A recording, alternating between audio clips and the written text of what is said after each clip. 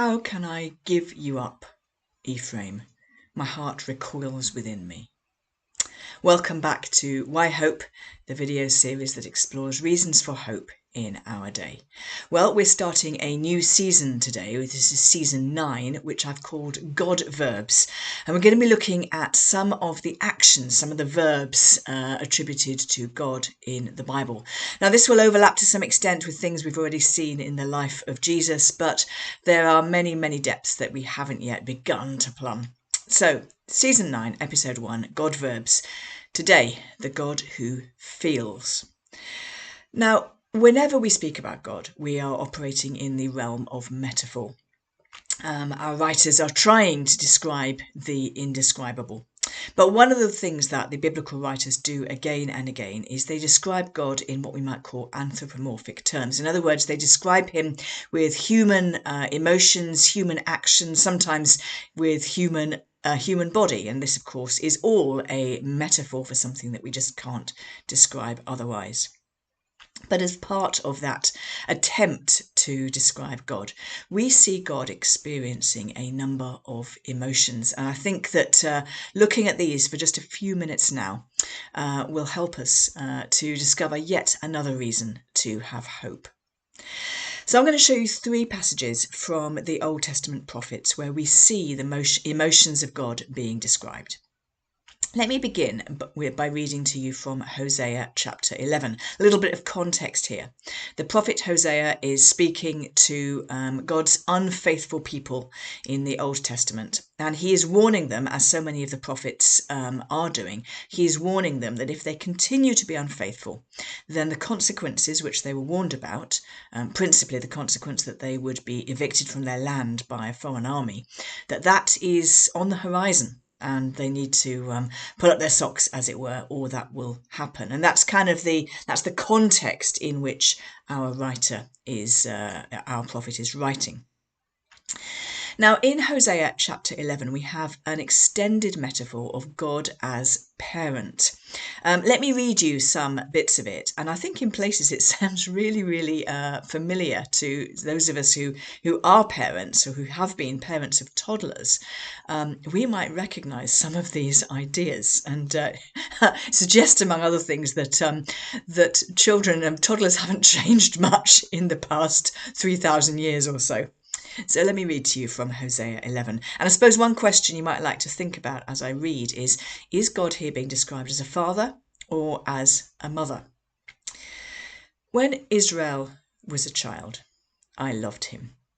And out of Egypt I called my son. The more I called them, the more they went from me. Oh, I'm just pause there. My parents had a cine film, because it was cine films back in the day when I was a toddler, of me on the beach disappearing over the horizon, and they were trying to catch me. And the louder they called me, the more I just turned around, looked over my shoulder, and then ran in the opposite direction. I'm sure many of us have either done that or experienced that, or probably both. The more I called them, the more they went from me. They kept sacrificing to the Baals and offering incense to idols. Yet it was I who taught Ephraim to walk. Ephraim's another name for Israel. I took them up in my arms, but they did not know that I healed them. I led them with cords of human kindness, with bands of love. I think that's sounding a bit like those toddler reins that parents sometimes use to prevent their children from tumbling when they're learning to walk, prevent them from running out into the road. I was to them like those who lift infants to their cheeks. I bent down to them and fed them. So we've had this deeply personal description of God as a tender parent. And then we get a warning. I'm not going to read you the whole passage, but we get a warning of the punishment that is coming, the consequences that are coming. But then we get this sense of God desperately wanting to relent. How can I give you up, Ephraim? How can I hand you over, O Israel? My heart recoils within me. My compassion grows warm and tender. I will not execute my fierce anger. I will not again destroy Ephraim. I will not come in wrath.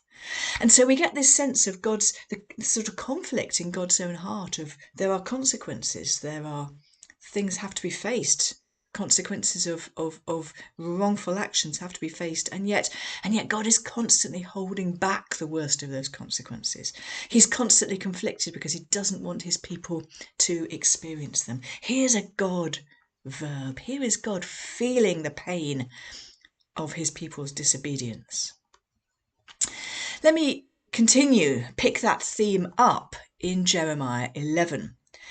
Now, in Jeremiah 11, set in a similar sort of context to what I just said about Hosea.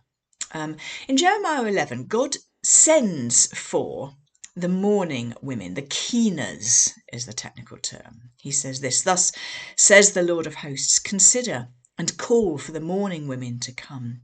Let them quickly raise a dirge over us, so that our eyes may run down with tears and our eyelids flow with water. For a sound of wailing is heard from Zion. How we are ruined." So God says, send for the women whose lament, whose public lament will kind of protest the desperate circumstances that are coming. But before that, so I'm going to go back in the chapter now. Before that, we have seen God himself grieving and weeping like one of those mourning women.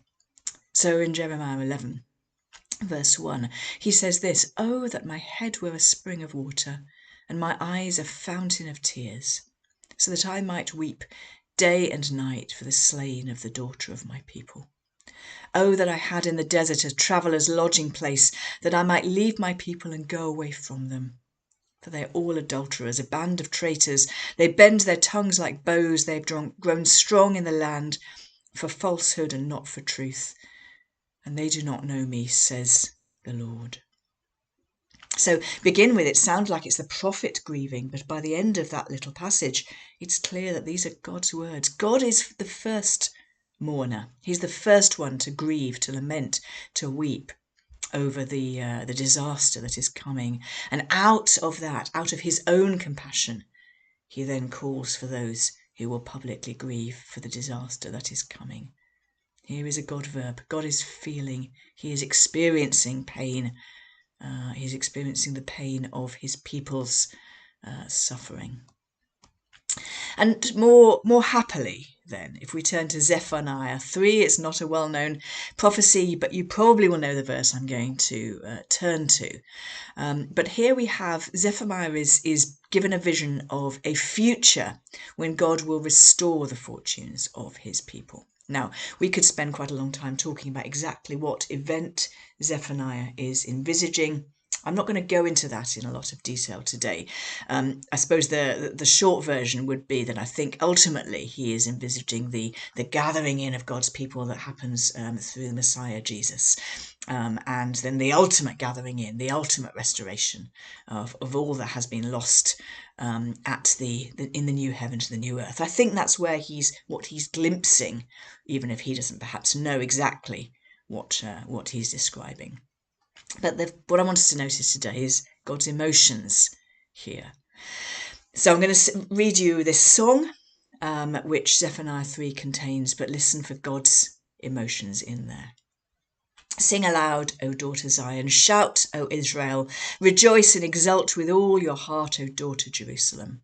The Lord has taken away the judgments against you. He has turned away your enemies. The King of Israel, the Lord, is in your midst. You shall fear disaster no more.